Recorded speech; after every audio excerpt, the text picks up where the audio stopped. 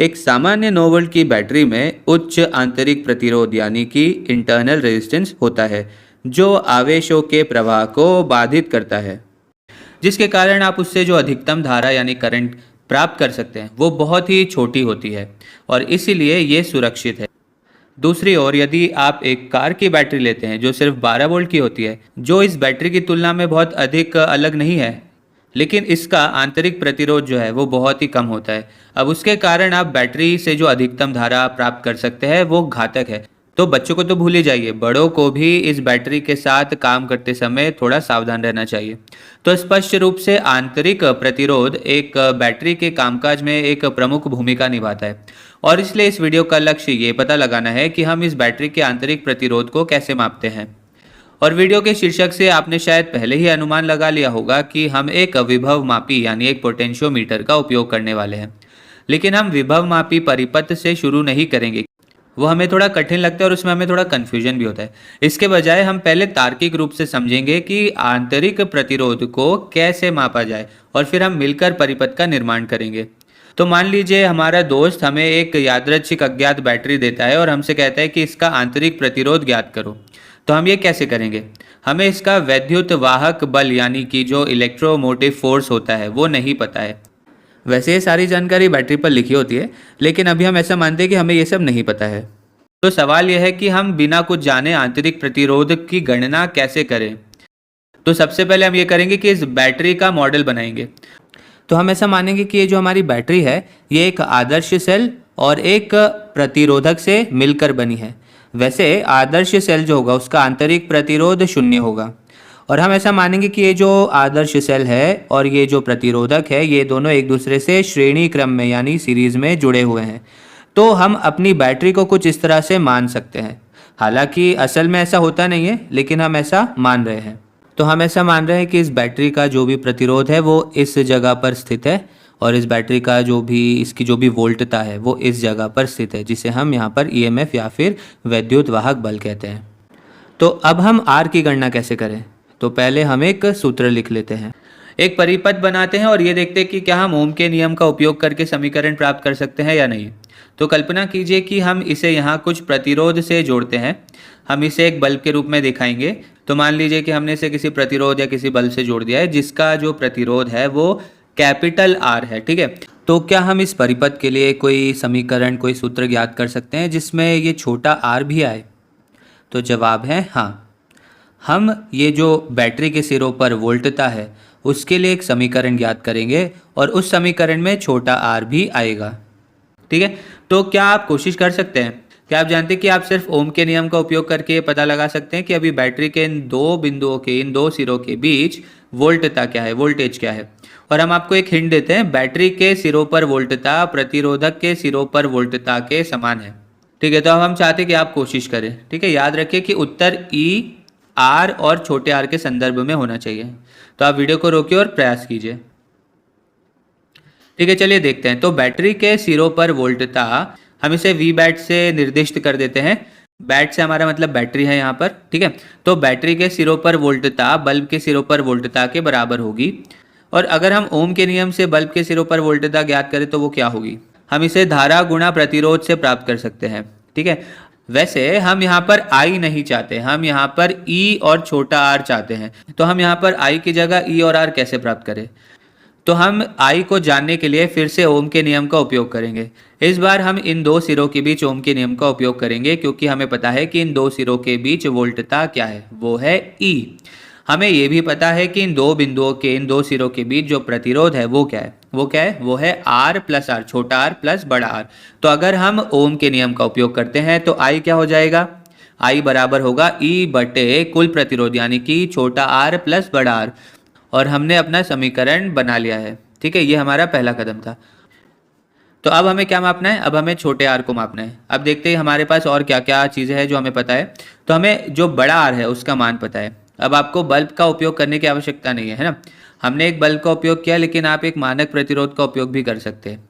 तो आप बड़े आर के लिए एक मानक प्रतिरोध का उपयोग कर सकते हैं जिसका मान आपको पहले से ही पता हो, तो उसकी आपको गणना ही नहीं करनी पड़ेगी, ठीक है। अब अगली बात यह है कि हम बैटरी के सिरों पर वोल्टता की गणना कैसे करें।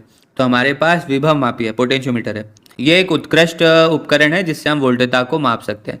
तो हमें बस इसे एक बल्ब से जोड़ना है और उस विभव मापी का उपयोग करके हम बैटरी के सिरों पर वोल्टता को माप पाएंगे।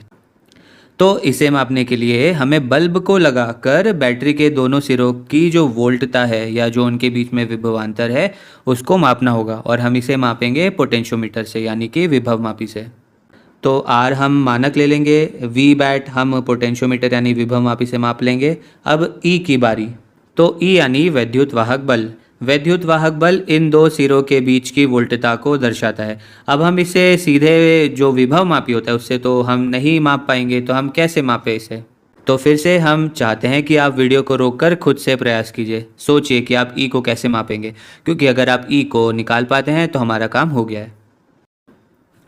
ठीक है, तो चलिए करते हैं। तो यहाँ पर हमें करना ये है कि हमें यहाँ पर बल्ब को हटा देना है।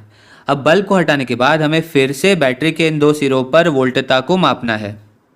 और ध्यान दीजिए, इस सिरे का जो विभव है और इस सिरे पर जो विभव होगा वो समान होगा, क्योंकि इन दोनों के बीच में कोई भी प्रतिरोध नहीं है। और दिलचस्प बात यह है कि इस सिरे और इस सिरे का जो विभव होगा वो भी समान होगा। माना यहाँ पर बीच में प्रतिरोधक है, लेकिन हम यहाँ पर देख सकते हैं कि यहाँ कोई धारा नहीं है। धारा नहीं है यानी कि यहाँ पर विभव का कोई भी पात नहीं होगा, यानी कि इन दोनों सिरों पर भी विभव समान होगा। तो जब हम इस बैटरी से कोई भी धारा नहीं ले रहे हैं तो जो हम वोल्टता प्राप्त करेंगे वही ईएमएफ होगा, यानी वैद्युत वाहक बल होगा। और बस आपको जल्दी से याद दिलाने के लिए कि ये बैटरी समीकरण है जो मूल रूप से ये कहता है कि जब आप बैटरी के सिरों पर कुछ भी जोड़ते हैं तो जो वोल्टता आप मापते हैं वो कम हो जाएगी। ये वैद्युत वाहक बल से कम होगी क्योंकि आंतरिक प्रतिरोध के कारण एक छोटी सी गिरावट आएगी। वैसे भी अब हम अपने विभव मापी को यहाँ पर ला सकते हैं। और आपको एक बार जल्दी से याद दिला दें कि एक विभव मापी जो होता है उसमें हम एक तार को एक बैटरी से जोड़ते हैं और हम उस तार को सरका सकते हैं, उसे स्लाइड कर सकते हैं, और हो सकता है यहाँ पर बीच में कुछ प्रतिरोधक भी हो। और मान लीजिए आप किन्हीं दो बिंदुओं के बीच वोल्टता की गणना करना चाहते हैं, तो आप इसे गैल्वेनोमीटर से जोड़कर वोल्टता को प्राप्त कर सकते हैं। अब आप जब इस तार को सरकाएंगे तो आपको गैल्वेनोमीटर का विक्षेप जो है वो बदलता हुआ दिखाई देगा, और जब ये शून्य हो जाएगा तब आप मान सकते हैं कि ये जो सिरों के आसपास जो भी वोल्टता है वो इन दो सिरों के बीच की जो वोल्टता है उसके बराबर होगी। ठीक है, तो इसे मापने के लिए हमें बस तार के हिस्से की वोल्टता की गणना करनी है। और आप तार के हिस्से की वोल्टता की गणना कैसे करेंगे? आप इस लंबाई का उपयोग करके ऐसा कर सकते हैं। यदि हम ये जानते हो कि ये जो तार है उसका वोल्टता प्रति मीटर क्या है, जिसे हम विभव प्रवणता भी कहते हैं, तो हम बस उसे इस लंबाई से गुणा करके उसे प्राप्त कर पाएंगे। तो वोल्टता क्या होगी? विभव प्रवणता गुणा संतुलन लंबाई। ठीक है, और यदि आपको विभव मापी में कोई भी परेशानी हो तो आप पुराने वीडियोस को फिर से देख सकते हैं जिसमें हमने इसे तार्किक रूप से समझाया है। ठीक है, तो हमने विभव मापी को थोड़ा सा समझ लिया। तो अब आपको विभव मापी क्या है वो भी पता है और आपके पास ये व्यंजक भी है। तो अब इन दोनों का उपयोग करके आप ये जो आंतरिक प्रतिरोध है उसकी गणना कैसे करेंगे, सोचिए खुद से। तो आप वीडियो को रोकिए और खुद से प्रयास कीजिए। ठीक है, तो हम पहले यहाँ पर बल्ब को वापस जोड़ देते हैं। अब हम यहाँ पर अपने विभव मापी को कैसे जोड़ेंगे? तो ये रहा हमारा विभव मापी। तो ध्यान दीजिए, दोनों ही मामलों में हमें बैटरी के सिरों पर वोल्टता को मापना है। तो हम ये जो विभव मापी है उसका ये जो स्लाइड वायर है उसे वहाँ पर जोड़ देंगे। तो देखिए हमने इसे इस तरह से जोड़ दिया है।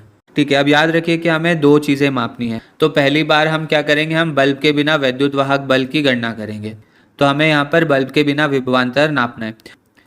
तो हम एक काम करते हैं, हम बल्ब को निकालने और लगाने के बजाय यहाँ पर एक स्विच लगा देते हैं। तो जो स्विच होगा उसको हम बंद चालू करके ये देख पाएंगे कि बल्ब के बिना और बल्ब के साथ क्या होगा। तो हमने यहाँ पर इस स्विच को जोड़ दिया है। तो पहली परिस्थिति में हम बल्ब के बिना बैटरी के सिरों पर विभवांतर को ज्ञात करने की कोशिश करते हैं। हम गैल्वेनोमीटर को यहाँ पर लेकर आते हैं और यहाँ पर कुछ विक्षेप होगा जिससे हमें पता चलता है कि यहाँ की जो वोल्टता है वो ठीक बैटरी की वोल्टता के बराबर नहीं है। तो चलिए इसे और सरकाते हैं और फिर हमें ये पता चलेगा कि जैसे जैसे हम आगे बढ़ रहे हैं जो विक्षेप है वो कम होता जा रहा है और यहाँ पर ये शून्य हो गया है। अब विक्षेप शून्य है, इसका मतलब यह है कि इस तार के इन दो सिरों के बीच जो वोल्टता है वो बैटरी की वोल्टता के बराबर है, जो कि वैद्युत वाहक बल है यानी ईएमएफ है। तो अब सवाल यह है कि यहाँ वोल्टता क्या है। ऐसा करने के लिए हमें उस तार की लंबाई की गणना करनी होगी। तो मान लीजिए कि ये लंबाई L1 है, तो हमें वोल्टता कैसे मिलेगी? वोल्टता होगी फाई गुणा L1। ठीक है, जहाँ पर फाई है वोल्टता प्रति मीटर।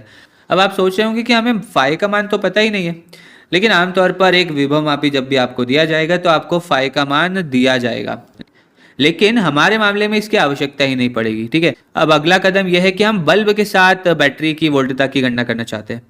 तो हम यहाँ पर बल्ब को जोड़ देते हैं, और अब हमारा सवाल यह है कि जब हम यहाँ पर बल्ब को जोड़ देते हैं तो गैल्वेनोमीटर का जो विक्षेप है वो अभी भी शून्य होगा या नहीं होगा, क्या ये अभी भी संतुलित रहेगा या नहीं रहेगा, इस बारे में सोचिए। चलिए देखते हैं। नहीं, इसके कारण यह है क्योंकि जैसे ही हमने पहली चर्चा की कि बैटरी के सिरों पर वोल्टता कम हो जाएगी, तो अब हमें संतुलन लंबाई फिर से बदलनी होगी, तो फिर हमें यहाँ पर इसे सरकाना होगा।